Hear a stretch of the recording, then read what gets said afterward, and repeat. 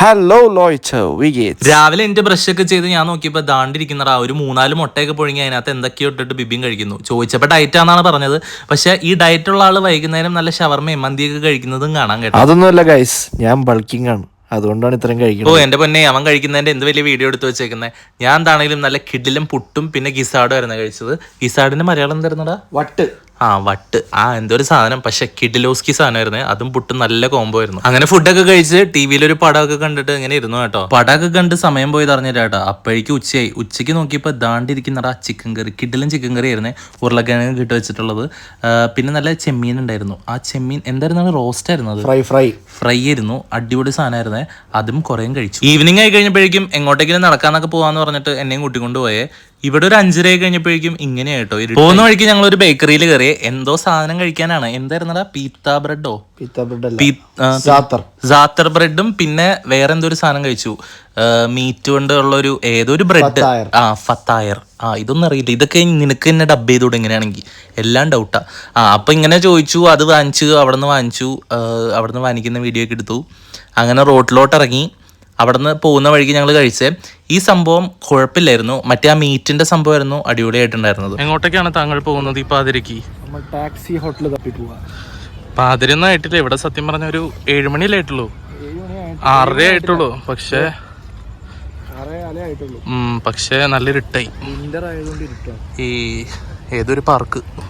അവിടെ നിന്ന് പിന്നെ ഏതൊരു ടാക്സി ഹോട്ടൽ എന്ന് പറഞ്ഞിട്ടുള്ള ഹോട്ടലിലേക്ക് കൊണ്ടുപോയി. പേര് വേറെ എന്തോ ആണ്. പിന്നെ എന്തുകൊണ്ട് ഇതിനെ ടാക്സി ഹോട്ടലിൽ വിളിക്കുന്നത്? ടാക്സിക്കാരാണ് ഈ ഹോട്ടൽ ഇങ്ങനെ ഫേമസ് ആക്കിയത്. എന്താണെങ്കിലും നല്ല കിഡിലോസ്കി ഫുഡായിരുന്നേ. അവിടെ നിന്ന് ഞങ്ങൾ ചായയും പിന്നെ എന്തോ ഒരു സാൻഡ്വിച്ചാണ് കഴിച്ചത്. Egg sandwich. പക്ഷേ എഗ് സാൻഡ്വിച്ച് എന്നൊന്നും പറയാനില്ല. പൊറോട്ടയുടെ ഉള്ളിൽ പിന്നെ എന്തൊക്കെയോ സാധനങ്ങളും എഗ്ഗൊക്കെ കൊണ്ട് ഉണ്ടാക്കിയിട്ട് ഒരു സാധനം. എന്തായാലും അടിപൊളിയായിരുന്നേ. നല്ലതായിരിക്കുമെന്ന് അവൻ പറയുന്നു. അതാണോ?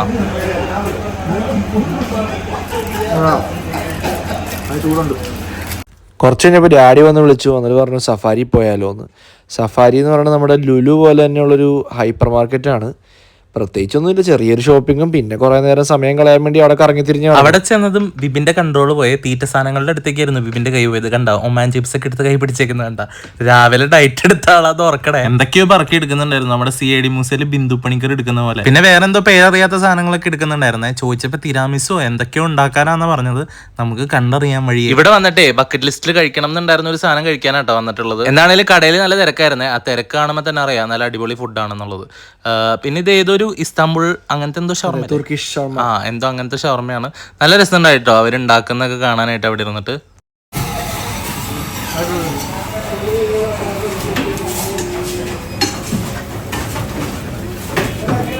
പിന്നെ എന്തൊക്കെയോ വ്യത്യാസം ഉണ്ട് നമ്മുടെ നാട്ടിൽ നിന്ന് ഉണ്ടാക്കുന്നതിനേക്കാളും.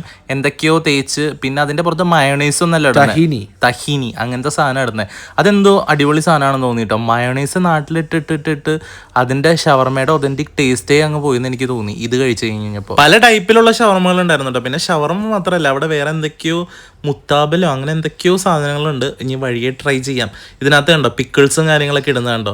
എന്താണെങ്കിലും നല്ല കിഡിലോസ്കി ഷവർമയായിരുന്നു. ഞാൻ ഇവിടുത്തെ ഷവർമയുടെ ഒരു ഫാനായി മാറി.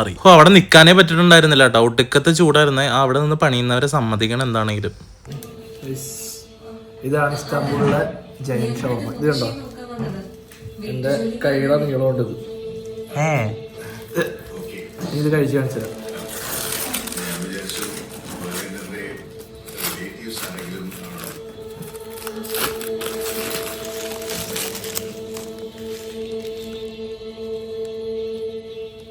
ബാക്ക്ഗ്രൗണ്ടിൽ സീരിയലാണ് പ്ലേ ആവുന്നത്. അതിന്റെ സൗണ്ടിന്റെ ഡിസ്റ്റർബൻസ് ഉണ്ടാവാതിരിക്കാൻ വേണ്ടിയിട്ടാണ് ഇത് മ്യൂട്ടാക്കിയിട്ട് ഞാൻ വോയിസ് ഓവർ കൊടുക്കുന്നത്.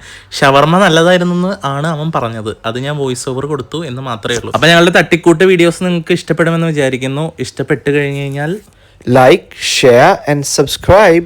Okay, than choose.